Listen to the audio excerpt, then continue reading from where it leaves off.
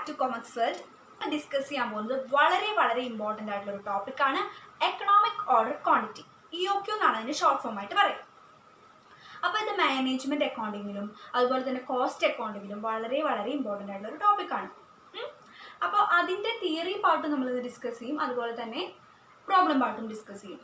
Theory ഞാൻ വളരെ expand ചെയ്തൊന്നും എടുക്കില്ല, കുറച്ച്, അതായത് അതിൻ്റെ ഒരു ബേസിക് ഐഡിയ ഉണ്ടാക്കുന്ന രീതിയിലുള്ള തിയറി ഞാൻ ഇവിടെ ഡിസ്കസ് ചെയ്യുന്നതായിരിക്കും, അതുപോലെ തന്നെ പ്രോബ്ലം ചെയ്യുന്നതായിരിക്കും. അപ്പോൾ എപ്പോഴും കുട്ടികൾക്കുള്ളൊരു ധാരണയാണ് തിയറി സ്കിപ്പ് ചെയ്തിട്ട് പ്രോബ്ലം മാത്രം നമുക്ക് ഫോക്കസ് ചെയ്യാം, കാരണം എക്സാമിന് അതാണല്ലോ വരുന്നത്. പക്ഷേ എക്സാമിന് പലപ്പോഴും ഈ പ്രോബ്ലം പാർട്ടിൻ്റെ തന്നെ തിയറി ആയിട്ട് ചോദിക്കാറുണ്ട്. അപ്പോൾ ഈ പ്രോബ്ലം ചെയ്യുന്ന കുട്ടികൾക്ക് ചില സമയത്ത് ഈ തിയറി അറ്റംപ്റ്റ് ചെയ്യാൻ പറ്റാറില്ല. അതിൻ്റെ മെയിൻ കാരണം ഈ പ്രോബ്ലം ചെയ്യുന്നത് എന്തിനു വേണ്ടിയിട്ടാണെന്നുള്ളത് മനസ്സിലാക്കാത്തത് കൊണ്ടാണ്. നമ്മളൊരു പ്രോബ്ലം പാർട്ട് പഠിക്കുമ്പോൾ ആ പ്രോബ്ലത്തിൽ മാത്രം ഫോക്കസ് ചെയ്യാണ്ട് അത് എന്തിനു വേണ്ടിയിട്ടാണ് ചെയ്യുന്നത് എന്നുള്ളതിൻ്റെ ബേസിക് ഐഡിയ നമ്മൾ ഉണ്ടാക്കണം. എങ്കിൽ മാത്രമാണ് നമുക്ക് ആ പ്രോബ്ലം പാർട്ട് തിയറി ആയിട്ട് ചോദിച്ചാൽ നമുക്കത് അറ്റംപ്റ്റ് ചെയ്യാൻ പറ്റുള്ളൂ. എപ്പോഴും നമുക്ക് ഒരു പ്രാക്ടിക്കൽ നോളേജ് വേണം. പ്രോബ്ലം പാർട്ട് പഠിക്കുമ്പോൾ അത് എന്തിനു വേണ്ടിയിട്ടാണ് ചെയ്യുന്നതെന്ന് നമ്മൾ മനസ്സിലാക്കി പഠിച്ചാൽ മാത്രമാണ് ഒരു കോമ്പറ്റേറ്റീവ് എക്സാം വന്നാലും, അതുപോലെ തന്നെ ഒരു പ്രൊജക്റ്റ് ചെയ്യുമ്പോഴായാലും, ഇൻ്റർവ്യൂവിനായാലും നമുക്ക് അത് കറക്റ്റായിട്ട് യൂസ് ചെയ്യാനായിട്ട് പറ്റുള്ളൂ. അപ്പോൾ ആരും തന്നെ ഇങ്ങനെ ഒരു പ്രോബ്ലം എടുക്കുന്നു, അതിൻ്റെ ഫോർമുലാസ് ബൈ ഹാർട്ട് ചെയ്യുന്നു, പഠിക്കുന്നു, അങ്ങനെ ചെയ്തിട്ട് ഒരു കാര്യമില്ല, അങ്ങനെ ചെയ്യരുത്. അതിൻ്റെ ബേസിക് ആയിട്ടുള്ള തിയറി നമ്മൾ അറിഞ്ഞിരിക്കണം, ആ തിയററ്റിക്കൽ നോളജ് നമുക്ക് ഉണ്ടായിരിക്കണം. അതുകൊണ്ടാണ് ഞാൻ എൻ്റെ വീഡിയോസിൽ ആദ്യത്തെ പാർട്ട് തിയറി ഉൾക്കൊള്ളിച്ചതിന് ശേഷം പിന്നീട് പ്രോബ്ലം ഉൾക്കൊള്ളിക്കുന്നത്. അപ്പോൾ നിങ്ങൾ ആരും തന്നെ തിയറി സ്കിപ്പ് ചെയ്ത് പോകരുത്. തിയറി ജസ്റ്റ് നിങ്ങൾ കേട്ട് മനസ്സിലാക്കുക, പഠിക്കാൻ പറ്റുമെങ്കിൽ പഠിക്കുക, അതിനുശേഷം പ്രോബ്ലത്തിലേക്ക് കടക്കുക. ഓക്കെ, നമുക്കപ്പോൾ അധികം സമയം വൈകിക്കും, നമ്മുടെ ഡിസ്കഷനിലേക്ക് കിടക്കാം. ഓക്കെ, നമുക്കാദ്യം എക്കണോമിക് ഓർഡർ ക്വാണ്ടിറ്റി എന്താണെന്ന് നോക്കാം. നമ്മളൊരു മെറ്റീരിയൽ പർച്ചേസ് ചെയ്യുമ്പോൾ നമ്മുടെ മനസ്സിലേക്ക് ആദ്യമായി വരുന്ന ഇമ്പോർട്ടൻറ്റ് ക്വസ്റ്റ്യൻ ആണ് എത്രത്തോളം പർച്ചേസ് ചെയ്യണം അല്ലെങ്കിൽ എത്രത്തോളം ഓർഡർ ചെയ്യണമെന്നുള്ളത്. പർച്ചേസ് ചെയ്യുന്ന ക്വാണ്ടിറ്റി അല്ലെങ്കിൽ ഓർഡർ ചെയ്യുന്ന ക്വാണ്ടിറ്റി വളരെയധികം ലാർജ് ആവാനും പാടില്ല, വളരെയധികം ലെസ് ആവാനും പാടില്ല. കാരണം ക്വാണ്ടിറ്റി കൂടിക്കഴിഞ്ഞാൽ, ഓർഡർ ചെയ്യുന്ന ക്വാണ്ടിറ്റി കൂടിക്കഴിഞ്ഞാൽ നമ്മുടെ സ്റ്റോറേജ് കോസ്റ്റ് കൂടും. ഓർഡർ ചെയ്യുന്ന ക്വാണ്ടിറ്റി കുറഞ്ഞു കഴിഞ്ഞാൽ നമ്മുടെ ഓർഡറിങ് കോസ്റ്റ് കൂടും. സോ ഒരു ഒപ്റ്റിമത്തിലായിരിക്കണം നമ്മൾ ഓർഡർ പ്ലേസ് ചെയ്യേണ്ടത്. ഈ ഒരു ക്വാണ്ടിറ്റീനെയാണ് നമ്മൾ എക്കണോമിക് ഓർഡർ ക്വാണ്ടിറ്റി എന്ന് പറയുന്നത്. ഇനി നമുക്ക് ഇവിടെ കൊടുത്തിരിക്കുന്ന ഡെഫിനിഷൻ നോക്കാം. EOQ is the optimal inventory size that should be ordered with the supplier to minimise the total annual inventory cost of the business. EOQ എന്ന് പറഞ്ഞാൽ എന്താണ്? നേരത്തെ ഞാൻ പറഞ്ഞിരുന്നതാണ്, ഒപ്റ്റിമൽ ഇൻവെൻട്രി സൈസാണ്. അത് എന്തിനുതകുന്നതായിരിക്കണം? ടോട്ടൽ ആനുവൽ ഇൻവെൻട്രി കോസ്റ്റ് കുറയ്ക്കുന്ന തരത്തിലായിരിക്കണം. ഈ ടോട്ടൽ ആനുവൽ ഇൻവെൻട്രി കോസ്റ്റിൽ എന്തൊക്കെ ഇൻക്ലൂഡഡ് ആണ്? ഓർഡറിങ് കോസ്റ്റും അതുപോലെ തന്നെ സ്റ്റോറേജ് കോസ്റ്റും ഇൻക്ലൂഡഡ് ആണ്. അപ്പോൾ എന്താണ്? EOQ എന്ന് പറയുന്നത് ഒപ്റ്റിമൽ ഇൻവെൻട്രി സൈസ് ആയിരിക്കണം, എക്കണോമിക് ആയിരിക്കണം. അതായത് മോസ്റ്റ് ഫേവറബിൾ ആയിട്ടുള്ള ഒരു സൈസ് ആയിരിക്കണം. അത് എങ്ങനെയുള്ളതായിരിക്കണം? ആനുവൽ ഇൻവെൻട്രി കോസ്റ്റ് കുറയ്ക്കുന്ന രീതിയിലുള്ളതായിരിക്കണം. Okay, the ordering cost and storage cost, the two significant factors that are considered while determining the EOQ for any business are the ordering cost and the storage cost. അപ്പോൾ നേരത്തെ നമ്മൾ ഡെഫിനിഷനിൽ കണ്ടതാണ്, EOQ എന്ന് പറയുന്നത് എന്താണ്? Total annual inventory cost കുറയ്ക്കുന്ന തരത്തിലായിരിക്കണം. അതായത് ordering കോസ്റ്റും സ്റ്റോറേജ് കോസ്റ്റും മിനിമൈസ് ചെയ്യുന്ന രീതിയിലായിരിക്കണം എന്ന് പറഞ്ഞിരുന്നു. അതായത് EOQ കാൽക്കുലേറ്റ് ചെയ്യുമ്പോൾ അല്ലെങ്കിൽ EOQ ഡിറ്റർമൈൻ ചെയ്യുമ്പോൾ ഏറ്റവും സിഗ്നിഫിക്കൻ്റ് ആയിട്ടുള്ള രണ്ട് ഫാക്ടേഴ്സാണ് എന്ത്?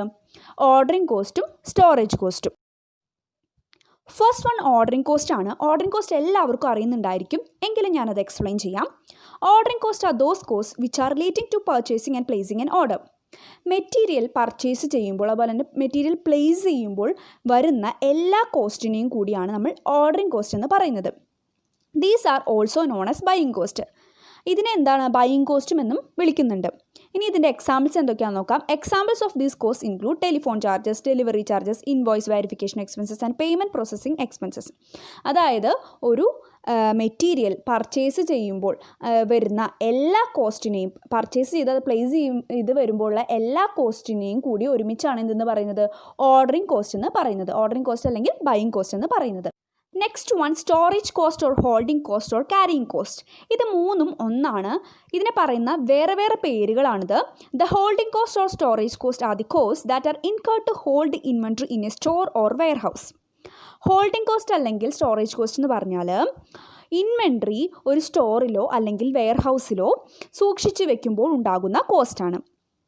These include rent and insurance of stores, clerical costs, interest on capital locked up in store staff salaries, obsolescence and wastage of material, etc. അപ്പോൾ ഇതിന് കൊടുത്തിട്ടുള്ള എക്സാമ്പിൾസ് ആണ് എന്താ റെൻറ്റ് ആൻഡ് ഇൻഷുറൻസ് ഓഫ് സ്റ്റോഴ്സിന് കൊടുക്കുന്ന റെൻറ്റും ഇൻഷുറൻസും, അതുപോലെ തന്നെ ക്ലറിക്കൽ കോസ്റ്റുകൾ, പിന്നെന്താണ് സ്റ്റോറിൽ ലോക്ക്ഡ് അപ്പ് ആയിട്ടുള്ള ക്യാപിറ്റലിൻ്റെ ഇൻട്രസ്റ്റ്, പിന്നെ സ്റ്റോർ സ്റ്റാഫ്സിന് കൊടുക്കുന്ന salary, obsolescence and wastage of material. Obsolescence എന്ന് പറഞ്ഞാൽ എന്താണ്? പഴകുക, അതല്ലെങ്കിൽ ഉപയോഗശൂന്യമാകുക മെറ്റീരിയൽ. അപ്പോൾ ആ കോസ്റ്റുകളൊക്കെയാണ് ഈ സ്റ്റോറേജ് കോസ്റ്റിൽ ഇൻക്ലൂഡഡ് ആയിട്ടുള്ളത്. Relationship between the ordering and storage cost. നമുക്കപ്പോൾ ഓർഡറിംഗ് കോസ്റ്റും സ്റ്റോറേജ് കോസ്റ്റും തമ്മിലുള്ള റിലേഷൻഷിപ്പ് നോക്കാം. There is an inverse relationship between ordering cost and storage cost. ഈ ഓർഡറിംഗ് കോസ്റ്റും സ്റ്റോറേജ് കോസ്റ്റും തമ്മിൽ ഇൻവേഴ്സ് റിലേഷൻഷിപ്പാണുള്ളത്. ഇൻവേഴ്സ് റിലേഷൻഷിപ്പ് എന്ന് പറഞ്ഞാൽ നെഗറ്റീവ് റിലേഷൻഷിപ്പ്. ഒന്ന് കൂടുമ്പോൾ മറ്റൊന്ന് കുറയും, അങ്ങനെയുള്ള റിലേഷൻഷിപ്പാണുള്ളത്. Keeping the annual demand constant, if for example the number of orders decreases, the ordering cost will also decreases but the storage cost will rise and vice versa. നമുക്കൊരു example നോക്കാം. Example നോക്കുന്നത് എങ്ങനെയാണ്? ആനുവൽ ഡിമാൻഡ് കോൺസ്റ്റൻ്റ് ആക്കി വെച്ചിട്ടുള്ള ഒരു എക്സാമ്പിളാണ് നോക്കുന്നത്. അങ്ങനെ വരുമ്പോൾ if for example the number of orders decreases, number of orders decrease ആവുകയാണെങ്കിൽ എന്താണ് ഉണ്ടാവുക? The ordering cost will also ordering കോസ്റ്റും അതേ ഒരു പ്രൊപ്പോർഷനിൽ ഡിക്രീസ് ചെയ്യും, എന്നാൽ സ്റ്റോറേജ് കോസ്റ്റോ റൈസ് ആവും.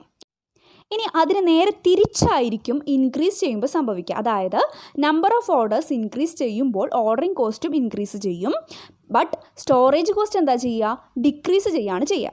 ഓക്കെ, ഇനി നമുക്ക് മെയിൻ പോർഷനിലേക്ക് കടക്കാം. Formula of EOQ. EOQൻ്റെ ഫോർമുലയാണ് EOQ =√2 ഡിവൈഡ് ബൈ I. ഈ ഒരു ഫോർമുല തന്നെയായിരിക്കും എല്ലാ ടെക്സ്റ്റ് ബുക്കിലും അതുപോലെ തന്നെ സൈറ്റിലും ഉണ്ടായിരിക്കുക, ബട്ട് ഇതിനെ സൂചിപ്പിക്കുന്ന ആൽഫബറ്റ് വ്യത്യസ്തമായിരിക്കുമെന്ന് മാത്രം. C annual consumption or usage of material. O cost of placing an order. I annual carrying cost or storage cost per unit. ഇതിൽ ആനുവൽ കൺസംഷൻ അതായത് C, അതുപോലെ തന്നെ cost of placing an order അതായത് O, ഇതൊക്കെ direct തന്നിട്ടുണ്ടായിരിക്കും. ഇതിൽ I അതായത് annual carrying cost അല്ലെങ്കിൽ സ്റ്റോറേജ് കോസ്റ്റ് പെർ യൂണിറ്റ് ആണ് തന്നിട്ടുണ്ടാവാതിരിക്കുക. അത് നമ്മൾ കാൽക്കുലേറ്റ് ചെയ്യേണ്ടത് value of material per unit തന്നിട്ടുണ്ടായിരിക്കും ക്വസ്റ്റ്യനിൽ. അതിൻ്റെ മേൽ നമ്മൾ ക്വസ്റ്റ്യനിൽ സ്റ്റോറേജ് കോസ്റ്റിൻ്റെ പെർസെൻറ്റേജ് തന്നിട്ടുണ്ടായിരിക്കും. അത് കാൽക്കുലേറ്റ് ചെയ്തിട്ടാണ് I കണ്ടുപിടിക്കുക. ഓക്കെ, പിന്നെ വരുന്നതാണ് number of orders to be placed in a year എന്ന് പറഞ്ഞിട്ട് ക്വസ്റ്റ്യനിൽ തന്നിട്ടുണ്ടായിരിക്കും. അപ്പോൾ അത് കാൽക്കുലേറ്റ് ചെയ്യാനുള്ള ഒരു ഫോർമുലയാണ് annual consumption divided by EOQ. Annual consumption എന്താണ്? C ആണ്. അപ്പോൾ C ഡിവൈഡഡ് ബൈ EOQ ചെയ്ത് കഴിഞ്ഞാൽ നമുക്ക് number of orders to be placed in a year കിട്ടും.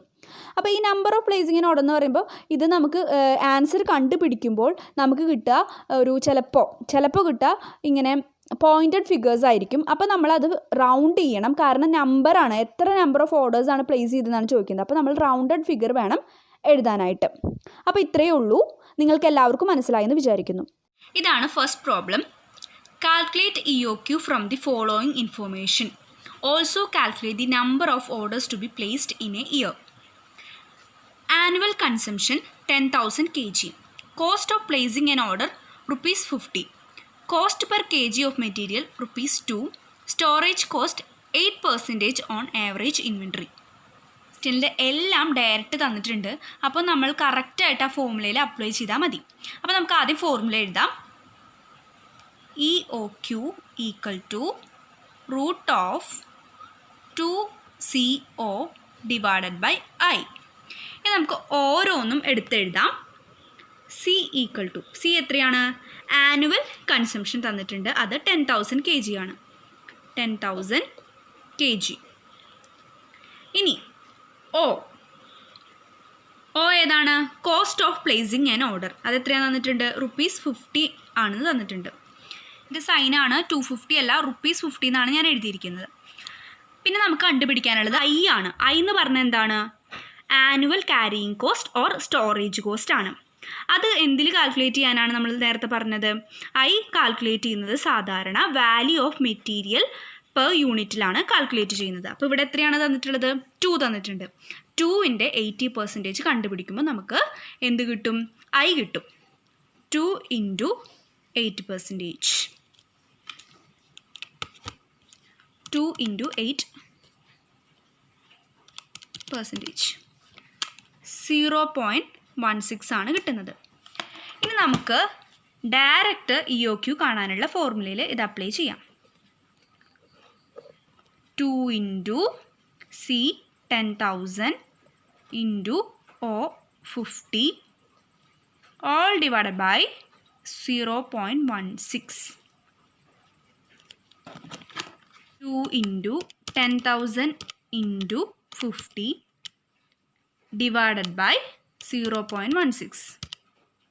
അതിൻ്റെയാണ് റൂട്ട് കണ്ടുപിടിക്കേണ്ടത്. അപ്പോൾ എത്ര കിട്ടും? 2500 ആണ് നമുക്ക് കിട്ടുന്ന EOQ. കിട്ടിയ EOQ എത്രയാണ്? 2500 kg ആണ്. ഇനി നമ്മളോട് കണ്ടുപിടിക്കാൻ പറഞ്ഞിട്ടുള്ളത് എന്താണ്?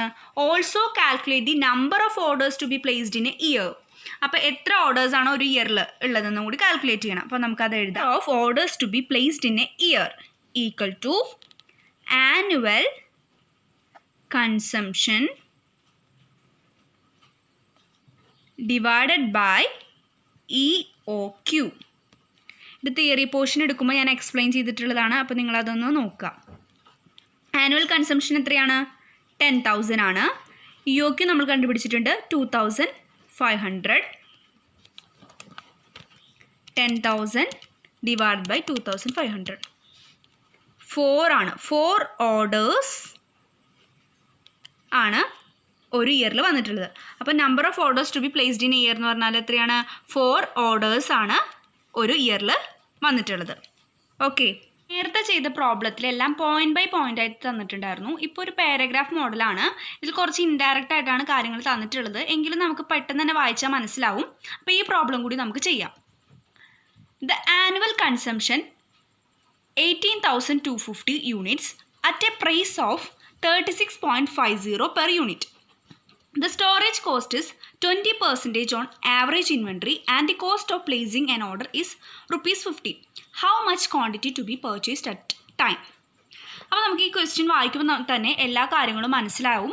അപ്പോൾ ഇതിൽ ആനുവൽ കൺസംഷൻ തന്നിട്ടുണ്ട്, അതുപോലെ തന്നെ കോസ്റ്റ് ഓഫ് പ്ലേസിങ് ആൻഡ് ഓർഡറൊക്കെ തന്നിട്ടുണ്ട്. അപ്പോൾ നമുക്ക് മനസ്സിലാവും ഇത് എന്തിലേക്കാണ് വരുന്നത്? EOQ കാണാനാണ് വരുന്നതെന്ന് പറഞ്ഞിട്ടുണ്ട്. How much quantity to be purchase at time എന്ന് പറഞ്ഞിട്ടുണ്ട്. അപ്പോൾ നമുക്ക് EOQ കാണാൻ തന്നെയൊന്ന് മനസ്സിലാക്കിയിട്ട് ഡയറക്റ്റായിട്ട് ആ ഫോർമുലയിലേക്ക് അപ്ലൈ ചെയ്യാം. EOQ equal to √2CO divided by I. ഇവിടെ C എത്രയാണ് തന്നിട്ടുള്ളത്? ആനുവൽ കൺസംഷൻ 18,250 തന്നിട്ടുണ്ട്. പിന്നെന്താണ്? O ആണ്. O എന്ന് പറഞ്ഞാൽ എന്താണ്? Cost of placing an order ആണ്. കോസ്റ്റ് ഓഫ് പ്ലേസിങ് ഓർഡർ എത്രയാണ്? 50 ആണ്. ₹50 ആണ് തന്നിട്ടുള്ളത്. പിന്നെ I ആണ്. I എങ്ങനെ കാൽക്കുലേറ്റ് ചെയ്യുക? I എന്ന് പറഞ്ഞാൽ സ്റ്റോറേജ് ആണ്. സ്റ്റോറേജ് കോസ്റ്റ് അല്ലെങ്കിൽ എന്താണ്? ആനുവൽ ക്യാരിയിങ് കോസ്റ്റ് ആണ് I എന്ന് പറയുന്നത്. അത് കാൽക്കുലേറ്റ് ചെയ്യുന്നത് തന്നിട്ടുള്ള പെർസെൻറ്റേജ് എന്തിൽ വെച്ചിട്ടാണ്? മെറ്റീരിയൽ പെർ യൂണിറ്റിൽ വെച്ചിട്ടാണ് നമ്മൾ കാൽക്കുലേറ്റ് ചെയ്യുക. Material value of material per യൂണിറ്റിൽ വെച്ചിട്ടാണ് നമ്മൾ I കാൽക്കുലേറ്റ് ചെയ്യുക. ഇവിടെ തന്നിട്ടുള്ള പെർസെൻറ്റേജ് എന്ന് പറയുന്നത് 20% ആണ്. അതുപോലെ തന്നെ മെറ്റീരിയലിൻ്റെ വാല്യൂ എന്ന് പറയുന്നത് value of material per unit എന്ന് പറയുന്നത് 36.50 ആണ്. അപ്പോൾ അത് കാൽക്കുലേറ്റ് ചെയ്യാനായിട്ട് 36.50 ഇൻറ്റു 20% ചെയ്യാം. 36.50 ഇൻറ്റു 20%. അപ്പോൾ നമുക്ക് 7.3 ആണ് കിട്ടുന്നത്. 7.3. അപ്പോൾ I എന്ന് പറഞ്ഞാൽ എത്രയാണ്? 7.3. ഇനി ഡയറക്റ്റ് നമുക്ക് ഫോർമുലയിലേക്ക് അപ്ലൈ ചെയ്യാം. EOQ equal to √2CO. C എന്ന് പറയുന്നത് അറിയാലോ, എഴുതി വെച്ചിട്ടുണ്ട്. അതുപോലെ തന്നെ O എഴുതി വെച്ചിട്ടുണ്ട്. ഓൾ ഡിവൈഡഡ് ബൈ I 7.3 ആണ്. 2 × 18,250 × 50. അപ്പോൾ നമുക്ക് കിട്ടുന്നത് 18,25,000 ആണ്. 18,25,000 ഡിവൈഡഡ് ബൈ 7.3. 7.3 ചെയ്യുമ്പോൾ എത്രയാണ് കിട്ടുക? 2,50,000 ആണ്. 2,50,000. ഇനി എന്ത് ചെയ്യണം? അതിൻ്റെ റൂട്ട് കണ്ടുപിടിക്കണം. റൂട്ട് കണ്ടുപിടിക്കുമ്പോൾ നമുക്ക് കിട്ടുന്നത് 500 ആണ്. 500 kg. നമ്പർ ഓഫ് ഓർഡേഴ്സ് കണ്ടുപിടിക്കാം. ഇവിടെ ക്വസ്റ്റ്യനിൽ അങ്ങനെ ചോദിച്ചിട്ടില്ല, എങ്കിൽ പോലും നമ്മളത് കണ്ടുപിടിക്കണം. Number of orders to be placed in a year equal to annual consumption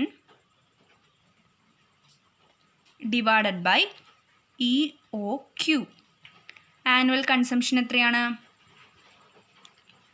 18,250. EOQ എത്രയാണ്? 500. 18,250 divided by 500 equal to 36.5 orders ആണ്. അതായത് 37 ഓർഡേഴ്സ് ആണ് എടുത്തിട്ടുള്ളത്. ഓക്കെ, ഈ നമ്പറായിട്ട് വരുന്നതുകൊണ്ടാണ് നമ്മളത് റൗണ്ട് ചെയ്ത് 37 ആക്കി എടുത്തത്. എല്ലാവർക്കും ഇന്ന് എടുത്ത ടോപ്പിക് മനസ്സിലായി എന്ന് വിചാരിക്കുന്നു. നിങ്ങൾക്ക് ഈ ടോപ്പിക് മനസ്സിലായിട്ടുണ്ടെങ്കിൽ ലൈക്ക് ചെയ്യുക, കമൻറ്റ് ചെയ്യുക, ഫ്രണ്ട്സിനൊക്കെ ഷെയർ ചെയ്യുക. മാത്രമല്ല, ആദ്യമായിട്ട് ഈ ചാനൽ കാണുന്നവരുണ്ടെങ്കിൽ സബ്സ്ക്രൈബ് ചെയ്യാൻ മറക്കരുത്. സബ്സ്ക്രൈബ് ചെയ്യുന്നതോടൊപ്പം തന്നെ ആ ബെല്ലൈക്കണും കൂടി ഒന്ന് ക്ലിക്ക് ചെയ്യുക. മാത്രമല്ല, സബ്സ്ക്രൈബ് ചെയ്യാതെ ആരെങ്കിലും ഈ വീഡിയോ കാണുന്നുണ്ടെങ്കിൽ അവരും കൂടി ഒന്ന് സബ്സ്ക്രൈബ് ചെയ്യുക. എന്നിട്ട് ആ ബെൽ ബട്ടണും കൂടി ക്ലിക്ക് ചെയ്യുക. എങ്കിലാണ് ഞാൻ ഫ്യൂച്ചറിൽ ഇടുന്ന വീഡിയോസൊക്കെ നിങ്ങൾക്ക് നോട്ടിഫിക്കേഷനായിട്ട് വരുള്ളൂ. ഇപ്പോൾ പറയുന്ന പോലെ നിങ്ങളെല്ലാവരും വീട്ടിൽ ഹെൽത്തി ആയി സേഫായിട്ടിരിക്കുക. പിന്നെ ആരും പുറത്തുനിന്ന് ഇറങ്ങി ഇങ്ങനെ വെറുതെ ആവശ്യമില്ലാതെ കറങ്ങി നടക്കരുത്. വീട്ടിൽ സേഫായിട്ടിരിക്കുക. നമ്മളെപ്പോലെ തന്നെ നമ്മുടെ ചുറ്റുമുള്ളവരുടെ ഹെൽത്തിനെ കൂടി നമ്മൾ മാനിക്കുക. പിന്നെ എന്താ, എല്ലാവരും നല്ല ഹെൽത്തി ഡയറ്റ് ഫോളോ ചെയ്യുക. അതുപോലെ തന്നെ നല്ല ഹെൽത്തി ഡ്രിങ്ക് കുടിക്കുക. വീട്ടിൽ സുഖമായിട്ടിരിക്കുക കേട്ടോ. ബൈ.